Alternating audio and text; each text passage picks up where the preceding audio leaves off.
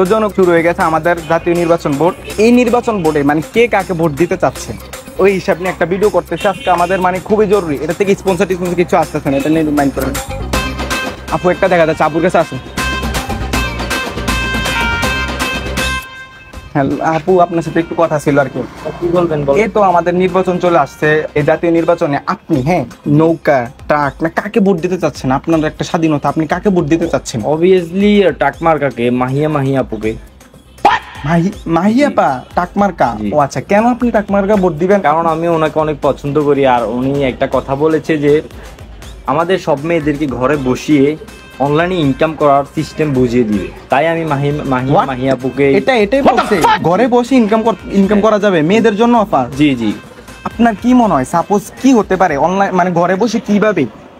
এটা হচ্ছে আপু বলেছিল মেবি ইমো ফ্রিল্যান্সিং হতে পারে, ইমো হোয়াটসঅ্যাপ এমন টাইপ ভিডিও কলে মনে হয়।